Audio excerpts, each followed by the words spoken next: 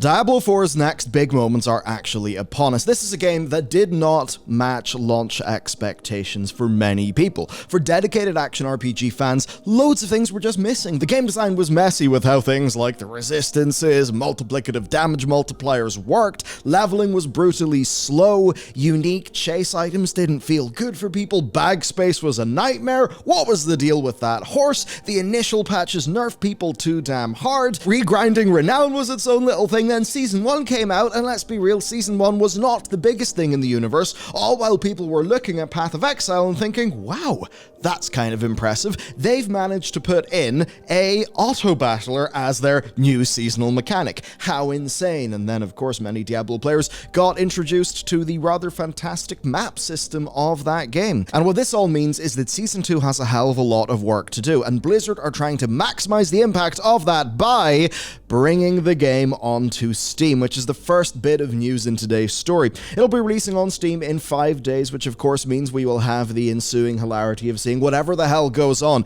with the game's Steam user reviews. Will it be a review bomb? Will it not? I don't know. Leave your predictions down below. But I think the point here is that Overwatch on Steam did sort of do well enough. I mean, I have seen Overwatch in the Steam top sellers. That's a revenue-based chart, so for them to be in that probably means that there are plenty of people playing Overwatch on Steam and transacting through that platform. So that Steam release is their next big chance to access new players, and there will only be one after that, and it is that with the Activision Blizzard deal closing, they confirmed that Modern Warfare 3 and Diablo 4 will not be on Game Pass this year, but once the deal closes, they will be working to bring more things onto Game Pass, which, if they really need to, could be the final break glass in case of emergency. And if you want a mind sharp enough to take on any emergency, hit up today's sponsor. We can polish up our goopy gamer brains and unlock earning power with brilliant.org/Bellular News, where the first 200 to click my link get 20% off an annual plan, and there's a 30-day free trial. Now, Brilliant is all about interactively breaking down big problems into smaller, easier to understand ones with their bite-sized quiz-based learning format that is across their app and the web. And man, it is so good. As an example, take the number crunching that goes into games. It's fascinating, and if you want to learn more, well, you can get started learning the fundamentals of computer science, a 3-part course that takes you through the pillars of the field, and once you're done that, you can head up the likes of neural nets, or perhaps algorithms, which will of course give you an understanding of how so many things actually work. As an example, back in World of Warcraft, right, there was this time where lag was exploding, and yeah, it turned out things per Big O notation were very, very bad. And with Brilliant, you can kind of know what all that means. They, of course, do so much more. They partner with amazing creators like Sabine Hossenfelder, Real Engineering, and Kurzgesagt. They've got their own courses too. Brilliant just takes the stuff that wasn't fun at school unless you had a total legend of a teacher, and it actually makes it engaging and exciting. And approaching it as an adult, I get that sense of accomplishment. It boosts my day. So, get started now. The first 200 to click my link, brilliant.org/Bellular News, get 20% off an annual plan and that 30-day free trial. Alright then, let's talk about the quality of life changes. These are the sorts of things that drove me away from the game and meant that when it came to Season 1, I leveled to level 30 and then just got bored and wandered off. Let's get into it. Number 1, leveling speed. They have decreased the time spent to reach level 100, making the journey about 40% faster. The experience gained from killing monsters at level 50 and beyond has been significantly increased and will steadily rise as you level. And then in World Tier 3 and 4, enemies will scale to match the player level after certain minimums are reached. And that basically ensures you're fighting enemies that, will actually be giving you a worthwhile amount of XP. All of that then is fairly good, and it will of course be on top of some other nice things that they've done, like say mob density and elite density within dungeons. But one thing that was really annoying is how you got around with the bloody horse, because as far as video game horses go, D4 did not have a good one. They felt terrible, they were slow, they clashed with geometry, and now they will have better collision, better mouse controls. I know they were specifically terrible with keyboard and mouse, a 15% increased base speed, that's not the peak speed. You'll be able to dash more, and all the cooldowns, those have been decreased by 50%. Overall then, quite a bit better. But let's keep on moving on. So flavor versus utility is how I would define the core problem of making cool towns and hubs in a game like this, because as much as you want a place to look nice and feel super immersive, at the end of the day, people are clicking on those NPCs because they want to get shit done. So here's what's happened. There will be stables at every waypoint. There will be stashes in all towns that have waypoints. The Tree of Whispers is getting an occultist, which will be a very nice quality of life change. There are more curiosity sellers closer to waypoints, and they've added additional campaign skip waypoints for, if you do, of course, a campaign skip whenever you're making a new character, which, yeah, is pretty damn good. Certainly one of those things where the open world nature of D4 and the traversal time, that could end up just turning the game into a bit of a drag. Next, then, some rewards and events. I'll just do this quickly. So there is more gold and experience from Helltide chests, cashing in Grim Favors, Individual Whispers, and actually now the Helltide chest map icons will donate the type. That's really important because, I mean, this happened to me a few times.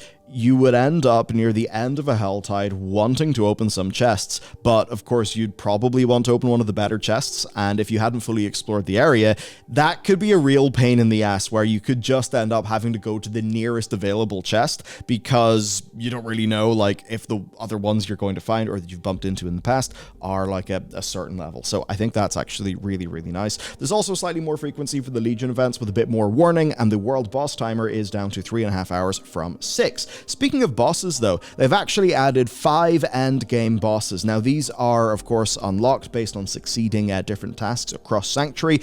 Often there will be like different resources you'll need to get in order to face the bosses, and these fights will become available as you progress through world tiers 3 and 4. And the nice thing here is that these bosses actually have loot tables for uniques. One of the things that really was just a total drag on people is they didn't feel there was a good enough way to actually farm uniques, and that was one of the things that prevented them from feeling like a satisfying chase item. So this is really good, and I believe Duriel specifically has an increased chance of dropping uber uniques as well. And then each of these bosses also has some of their own unique cosmetics, so that's pretty damn good. Now, another pillar of the game is Nightmare Dungeons. A lot of good improvements are happening here, actually. I think like the core experience of just grinding out a bunch of dungeons will feel a hell of a lot better. So, Nightmare Sigils, those now teleport you directly inside the Nightmare Dungeon that you are going to, so that's really nice. And also they've ensured the Nightmare Sigils are rewarded upon completing a Nightmare Dungeon instead of the final boss defeat, because that sometimes could mean that people wouldn't get a sigil. Now, some objectives have been removed from some of the dungeons, meaning that only killing the boss is needed instead of like, you know, the full objective thing. I think that's really nice, but there's actually more good stuff happening. One thing that is good too is some of the Nightmare Dungeon afflictions have been updated. Some of those could be annoying. And here's the one that I'm really happy about. They have massively reduced backtracking by placing all dungeon objectives on the critical path of a dungeon, making them much harder to miss by taking a wrong turn. Yeah, we all know what that feels like, where you just feel like a total moron because there's something you need to click, you just happened to walk past it, and even though it's technically your fault, it also is leading to an experience that's not necessarily super fun, because at the end of the day, it's Diablo, it is about smashing enemies, so that backtracking just doesn't end up feeling good.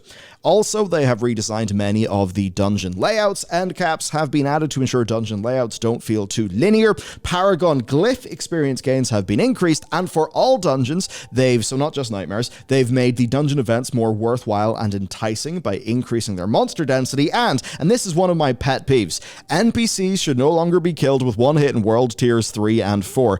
Did you find that, like, completing some of those events was nigh impossible, or like at least to get the, you know, the bonus additional reward, because the NPCs would just die almost instantly in a way where it really didn't feel like you had much agency? So that's really good. There's some other good quality of life things coming though. So gems are a crafting material. They will no longer clog up your inventory. There is the disconnect protecting scroll of escape for hardcore characters that will just teleport you to a safe place if you DC, which I think is really nice. Also, some fixes to inventory bloat, where in World Tier 3, normal magic and non-sacred rare items don't drop as items anymore. They just drop as the crafting resources. And it's the same for World Tier 4, where normal magic and non-ancestral rare items drop as crafting resources.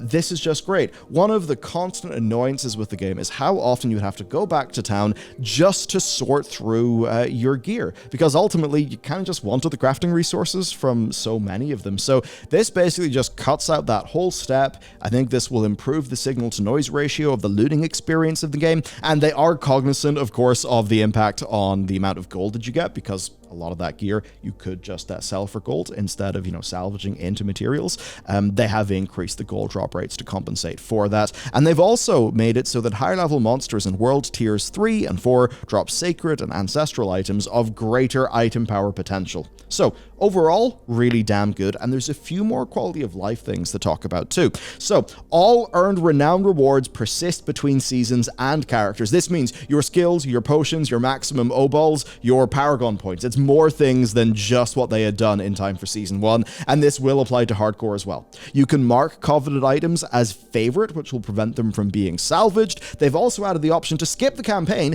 if you have, right, this is kind of crazy, if you've just completed the prologue on your account, right? So you can get straight into the season. They've also added stash, search, and filter options, as well as auto run, which is quite nice. No overall stash size increase. There's actually some hilarious technical reasons for that, where whenever a character goes onto your screen, the game loads their inventory and their stash, which seems like a completely insane way to do that. I have to imagine they'll try to re-engineer that so they can just give people more stash space in the future, though. Then there's just a bunch of other changes. As an example, right, resists have been reworked significantly in a way that I think is better. Uniques have been made more unique with higher stat ranges, and they can override some of the slot rules where certain affixes would only drop on certain slots. Also, a whole bunch of tuning has happened with the game. Some things have had targeted nerfs, but overall there, I think, have been more buffs than nerfs. Kind of thing where the absolute strongest and completely outlier builds, those have been tuned down, but the medium and sort of low performing builds, those have been tuned up. They've also tuned crit and vulnerability massively. And I mean, as an example, I was playing a rogue. You were just stacking vulnerability because that was totally multiplicative. Now the way that it works is that those baselines are multiplicative, right? But any extra crit or vulnerability that you get from your gear, those are additive. So it still will be powerful, but it won't be as insane, wacky powerful as it got. And that essentially will allow for other, other bonus damage stats to be, able to compete. And one thing they've also done is made it so that overpower is way more powerful. So that's basically what's going on there. That being said, you know the phrase, the dose makes the poison, right? Paracetamol, that can be useful. Take a lot of paracetamol, well, now that's going to be a problem. I think we could almost say the tuning makes the design. A lot of these things can be great in theory, but the thing that will matter is, how the design actually works. One thing that is strong, though, is they have released the full patch notes. And, they've done that a week before the patch comes out. And they've specifically said they've done that to allow for more community discussion to happen. So overall, it seems that they're barking up the right tree here. Now, the end of October patch, there will be one. I believe with that, we've got the ability to reset your Paragon boards with one click instead of trillions of clicks. So that's quite nice. And a customizable training dummy, so you can basically test out your builds and stuff, which is all pretty cool. And then at BlizzCon, we'll get the future roadmap. I will talk about that a little bit at the end of the video. I've spoken to one or two people, and I think I sort of know what's going on. Okay, so that's changes to the baseline game experience. What then about the Season of Blood? Okay, Season of Blood, TLDR. A vampire lord infects you. You get vampire powers, but you are not like his vampire thrall, and along with a band of vampire hunters, you'll be doing vampire hunting stuff, right?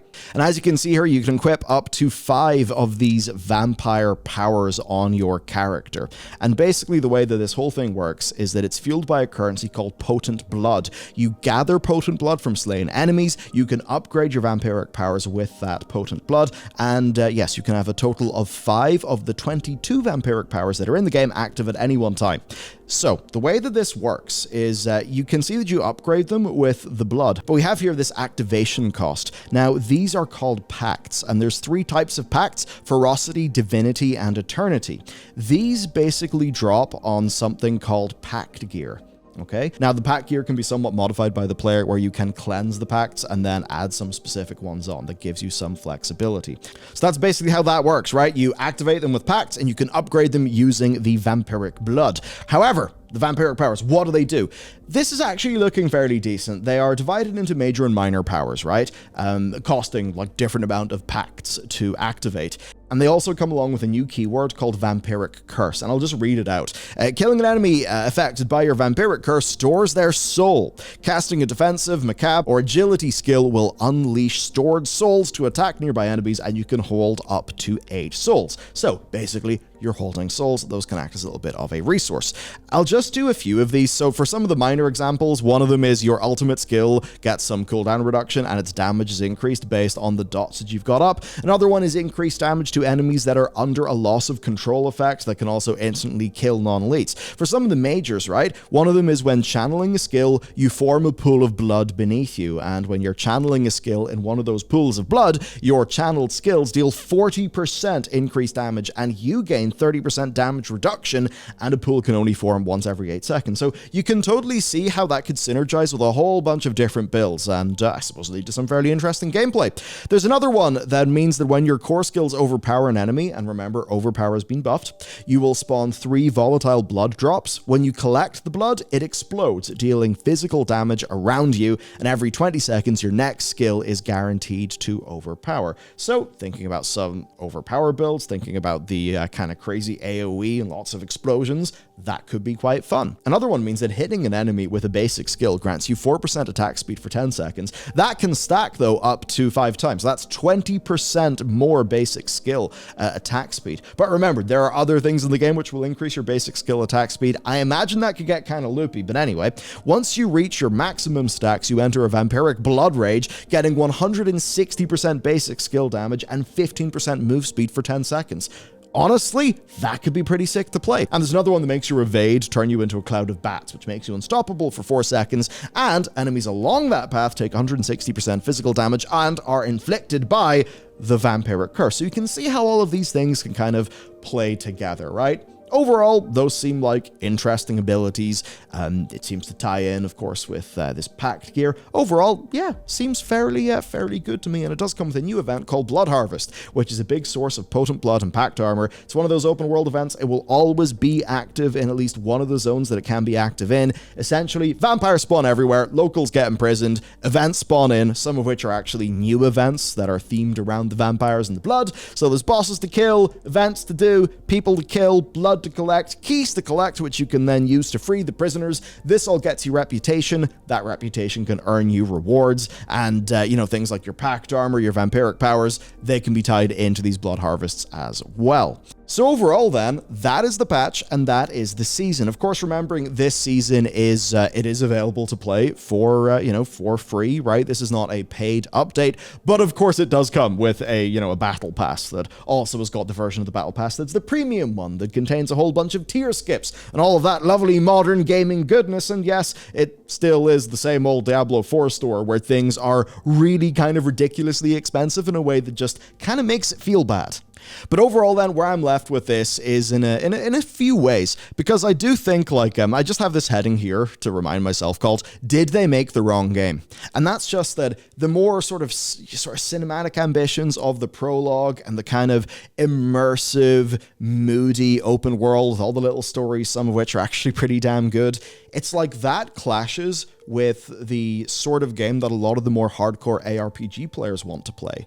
It does seem then that a lot of the changes that they've made thus far will make the game better for those people who actually want to play this as a continual season game. The sorts of people who might dip into a Path of Exile season for a bit, then dip into the Diablo season, and just kind of rotate between the big action RPGs. I do think that this is significantly better, and to be honest with you, if the game had have launched in this way, we really would have been in a better place. Like, if Season 1 had have been the size of this Season of Blood, we would have been in a way better place. And in terms of, just the minutiae of how the game works, I think a lot of these changes served to make Diablo 4 not feel half-baked. I think that was the thing.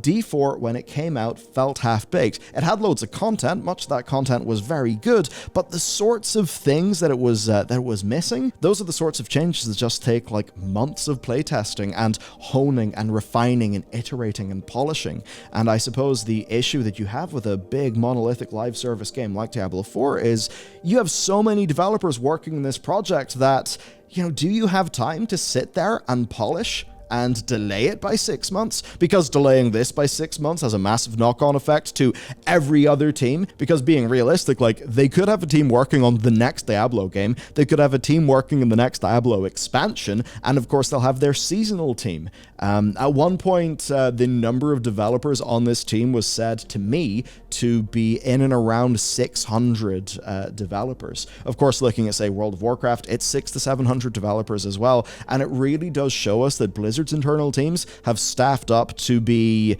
compared to where they were, significantly closer to a sort of Call of Duty-like team size, which certainly is something. I mean, come on, with that context, it's no wonder they want to sell us more expansions and have all the seasons with the battle pass, with the in-game store, right? I mean, good God, they've got 600 people, probably mostly based in Irvine, in California, which is turbo expensive, It's like the cost of games is just insane. I mean, even look at, say, Cyberpunk 2077. Did you know that you're basically the best part, and I covered this in a video like 2 days ago, maybe yesterday, that game is the best part of $500 million, like from its start to its finish now that it's basically done with Phantom Liberty. And that is with the purchase price parity of, advantages of a lot of that being in Poland. I mean, good God, games are expensive. So, overall then, I expect we'll have these seasons continue. The big question for me is, when will Diablo 4's first expansion come out? Will this essentially be a situation of like 4 seasons a year plus an expansion, 3 seasons a year plus an expansion, or maybe an expansion every 18 months with seasons in between? Then maybe after 1 or 2 expansions, we move on to Diablo 5. And if they were to do that, and of course, if Call of Duty is anything to go by with how they're handling cosmetics there, they'll probably make it so that most, if not all of the cosmetics will carry through into that game as well. Overall then, that basically is the situation. The next big bit of news will be at BlizzCon, where we will find out what the next season is. Likely, I would say, what the next expansion is as well.